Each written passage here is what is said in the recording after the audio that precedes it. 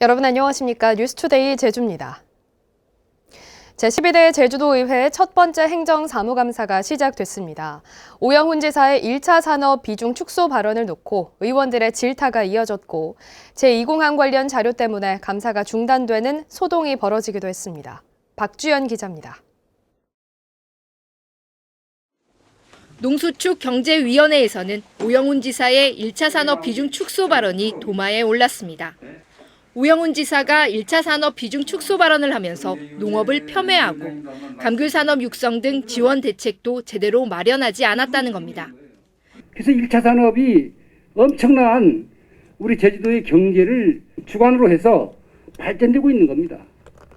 이런데도 불구하고 우리 그 농업을 폄훼해서는 안 된다는 거예요. 전반적으로는 1차 산업을 줄이겠다는 취지는 아니다. 이렇게 좀 이해해 주시면 고맙겠습니다. 제주 지역화폐 탐나는 전의 운영 대행사를 새로 선정하는 과정에서 심사위원들이 담합했다는 의혹도 제기됐습니다. 지역화폐 경험이 부족하고 경쟁사에 비해 아주 부족하다. 그럼에도 불구하고 10점 만점에 10점을 8명이 다 준 겁니다. 전혀 문제가 없다는 어제 보도자료도 조달청에서 나왔습니다. 그래서 저희가 이제 그 부분에 대해서는 별도의 언급을 하지 않도록 그렇게 하겠습니다. 환경도시위원회에서는 제주도가 제2공항 주민 갈등이 완결됐다는 자료를 제출했다가 의원들이 부실 자료라며 반발해 감사가 중단되기도 했습니다. 1시간 만에 속개된 감사에서는 버스 준공영제 개선 용역 의견 수렴 기간이 촉박해 부실하게 진행된다는 지적이 나왔습니다. 필요한 마을별 이제 의견을 수렴하겠다. 지금 의견을 수렴해가지고 언제 이거를 다 반영해가지고 언제 이 용역이 나올 수가 있겠습니까? 문화관광체육위원회에 출석한 이선화 제주국제컨벤션센터 사장은 인사청문회에서 거짓말을 했다는 지적에 대해 과거 직장에서 징계를 받은 것은 맞지만 생각이 나지 않았었다며 사과했습니다. MBC 뉴스 박주연입니다. 오영훈 도지사의 취임 100여일을 맞아 제주 MBC가 도지사 관용 차량 운행 일지를 정보 공개 청구해 살펴봤는데요. 오 지사가 다른 지방으로 출장을 떠난 사이에도 주행거리가 100km를 넘는가 하면 휴일 비공개 일정으로 인한 주행도 수두룩한 걸로 나타났습니다. 권혁태 기자입니다. 지난 7월 취임한 오영훈 도지사. 주로 전용 전기차로 출퇴근과 일정을 소화하고 있습니다. 제주 MBC가 정보공개 청구를 통해 받은 지난 석 달간 전용 관용차의 이동거리는 6,900km. 제주도 일주도로를 38바퀴 돈 거리와 맞먹습니다. 그런데 세부적으로 보면 이해하기 어렵습니다. 사용시간은 모두 새벽 5시부터 밤 11시까지. 다른 지방으로 출장을 떠난 기간에도 관용 차량을 사용한 것으로 적혀 있습니다. 배차 시스템 자체에서 나와 있는 것을 그냥 엑셀로 다운받아서 보냈던 부분들은 저희가 좀 미스한 부분이 있기는 합니다. 제주도가 추가로 보내온 수정 자료도 엉성하기는 마찬가지입니다. 행선지와 목적을 제대로 공개하지 않아 홈페이지에 공개된 도지사의 공식 일정과 비교해보니 차이는 두드러집니다. 종일 도청과 도의에만 머문 날이나 공개 일정이 없는 주말과 휴일에 20차례, 1,400km를 주행했습니다. 같은 제주 4.3 평화공원을 방문한 날도 일자별로 60km에서 150km까지 2배 이상 차이가 나는가 하면 공식 일정에 제주도청에서 직선거리로 불과 1.7km 떨어진 제주 종합경기장을 방문한 날도 관용차는 110km를 운행했습니다. 오영훈 지사가 추석 연휴 인천에서 프로야구 시구를 한 날도 관용차는 130km를 운행한 것으로 기록돼 있습니다. 관용차 운행 일지를 공개하는 이유는 사실은 사적인 사용을 금지하기 위해서 공개하는 것을 원칙으로 하고 있습니다. 근데 이것들을 공개하지 않으면 밀실 행정을 했다는 의혹을 받게 되거나 또 여러 가지로 많은 또 의혹을 받게 됩니다. 제주도 공개대로라면 지사의 관용차 운전 직원은 7월에 단 하루만 쉬었고 348시간을 일한 셈. 근로기준법을 적용하지 않는다고 해도 비상식적인 근무 시간입니다. 이 같은 관용차 운행 일지에 대해 제주도는 비공개 일정이라도 공무가 아니라고 단정할 수 없고 누락된 부분은 확인이 필요하다고 밝혔습니다. 20년 만에 지방정권 교체로 달라진 모습을 보여주겠다던 오영훈 도정이지만 불투명한 정보 공개는 과거 도정과 크게 다르지 않아 보입니다. MBC 뉴스 권혁태입니다. 서귀포 마라도 앞바다에서 전복된 어선 사고 속보입니다. 이틀째 계속된 수색 작업에도 실종 선원 4명은 아직까지 찾지 못하고 있는데요. 선체가 일정 각도 이상 기울면 자동으로 구조 신호를 보내는 V패스 장치가 제대로 작동하지 않은 걸로 확인됐습니다. 김찬년 기자입니다. 수면 위로 바닥을 드러낸 채 뒤집힌 어선. 해경 구조대원들이 선체 위에서 거센 파도를 맞으며 배가 가라앉지 않도록 커다란 공기 주머니를 설치합니다. 이틀째 수색은 조류를 감안해 구역을 가로와 세로 10km씩 넓혀 함정과 어선 37척과 항공기 7대가 투입돼 실시됐습니다. 수중 수색도 10여 차례 진행했지만 강한 조류로 선실과 기관실 진입에 실패하면서 아직까지 실종 선원 4명을 찾지는 못했습니다. 사고선 위치 발신 장치인 V패스의 마지막 식별 시각은 17일 오후 3시 58분. 하지만 구조 신호를 보낸 기록은 없는 것으로 확인됐습니다. 갑자기 배가 뒤집혀 작동이 멈췄다고 가정하면 해경이 긴급 출동해 수색을 시작한 다음 날 새벽 5시까지 13시간 동안 방치된 셈입니다. 사고 선박에는 배가 뒤집어질 경우 자동으로 긴급 구조를 요청하는 V패스 장치가 장착돼 있었지만 사고 당시에 작동하지 않은 것으로 확인됐습니다. 어민들은 V패스가 평소에도 오작동이 많다고 말합니다.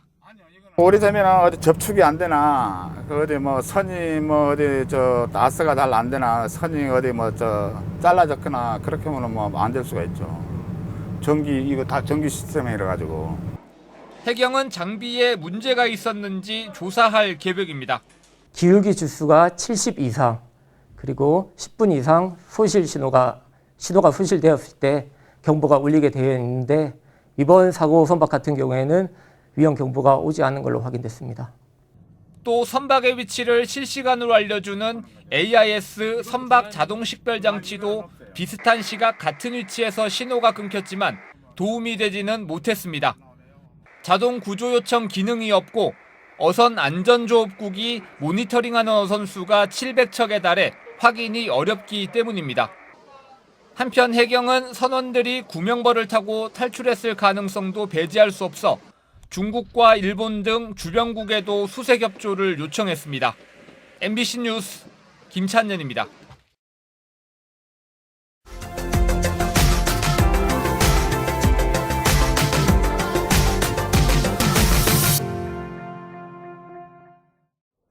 울산 지역의 학교 급식 종사자 1,100여 명이 올해 처음으로 폐 건강검진을 받았습니다. 중간 집계 결과 21%가 폐결절 등 이상이 있고 이 가운데 5명은 폐암이 의심된다는 진단을 받았는데요. 취재진이 추가로 확인한 결과 최종 폐암 진단을 받은 사람도 있었습니다. 울산 MBC 홍상순 기자입니다. 학교 급식실에서 15년 동안 일해온 50대 여성은 석 달 전 폐암 의심 진단을 받았습니다. 한 달 후 추가 정밀 검사를 거쳐 최종 폐암 진단을 받았고 이달 중에 수술을 받을 예정입니다.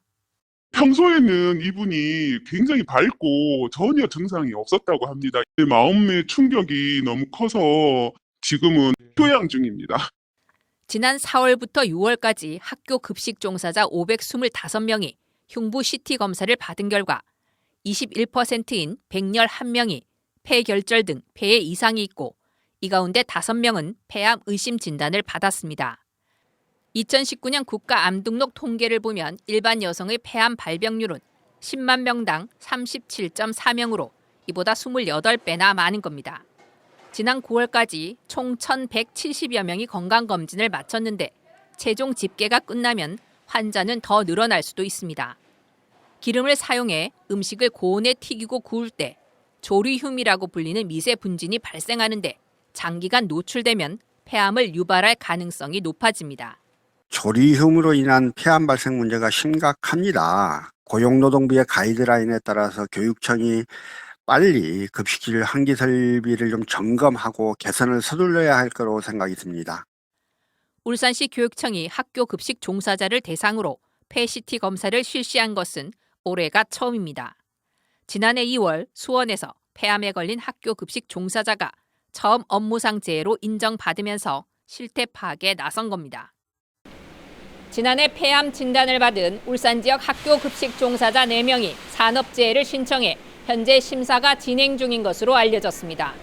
MBC 뉴스 홍상순입니다.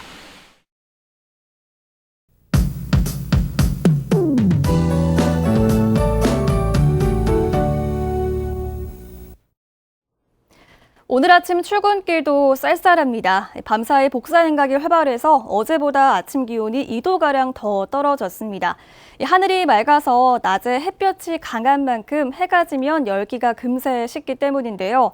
제주 북부 지역의 아침 최저 기온 11도까지 떨어졌습니다. 낮부터는 온화한 서풍이 불면서 예년 기온을 회복하겠고요. 오늘 낮 기온 22도까지 올라가 일교차가 크게 벌어지겠습니다. 얇은 옷 여러 벌 입어서 체온 조절 잘 해주시기 바랍니다. 한라산에 단풍 소식이 들려오면서 요즘 등산하시는 분들 많으실 텐데요. 맑은 날씨에 대기가 건조해지고 있습니다. 건조한 바람에 작은 불씨가 큰 불로 번질 위험이 있는데요. 오늘 화재 예방에 유의하셔서 안전하게 가을을 만끽하시기 바랍니다. 오늘도 고기압의 영향으로 맑은 날씨를 보이겠고요. 낮 동안 자외선이 강하겠습니다.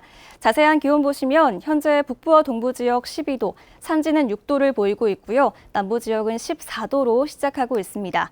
오늘 낮 최고 기온은 서부 지역 20도, 북부와 동부 지역 21도, 남부 지역 22도까지 오르겠고 산지는 15도 안팎이 예상됩니다. 어제 낮보다 3도에서 5도가량 올라가겠습니다. 도서 지역도 맑은 가운데 낮부터 예년 이맘때 가을 날씨를 보이겠는데요. 추자도는 낮에 18도 안팎에 그치겠습니다. 오늘도 바다의 물결은 잔잔하게 일겠습니다. 제주 남쪽 먼바다로는 물결이 최대 2.5m까지 일겠고요. 오늘 항해하거나 조업 활동하기 무난하겠습니다. 내일부터는 고기압의 가장자리에 들면서 내일 아침부터 차차 흐려지겠습니다. 토요일에도 하늘 표정이 흐리겠고요. 일요일에는 차차 맑아지겠고 선선한 날씨가 예상됩니다. 기상정보였습니다. 오는 2030년 농업용수 부족 현상이 심각해질 것이란 전망이 나왔습니다.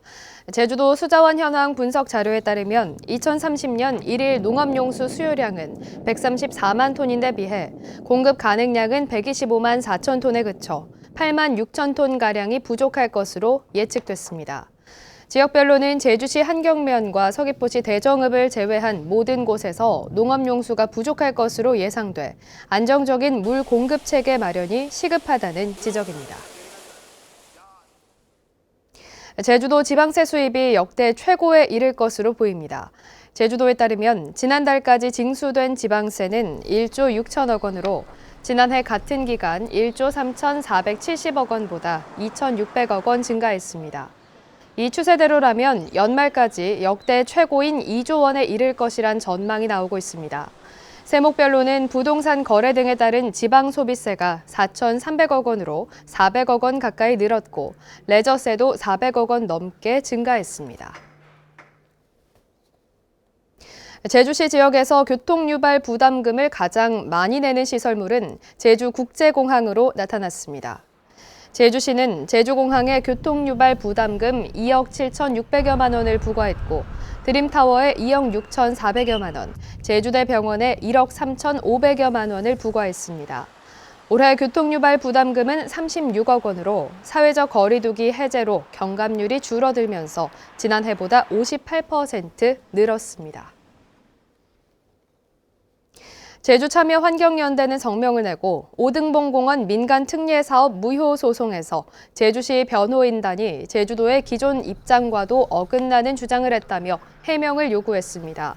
이들은 제주시 변호인단이 도민이면 누구나 주민대표가 될 수 있어 환경영향평가위원장인 제주대 교수가 환경평가협의회에 참여했다고 주장한 건 협의회에 주민대표가 없어도 된다던 제주도의 기존 입장과도 다르다고 주장했습니다. 2023학년도 대학 수학 능력 시험이 다음 달 17일 도내 20개 시험장에서 실시됩니다. 코로나19 확진으로 수능 당일 격리 중인 수험생은 별도로 마련된 신제주 외국문화학습관과 서귀포 학생문화원에서 시험을 치르고 입원 치료 중인 수험생은 제주대학교 병원과 서귀포 의료원에서 시험을 보게 됩니다. 나머지 16개 일반 시험장에는 유증상자를 위한 분리시험실이 마련될 예정입니다.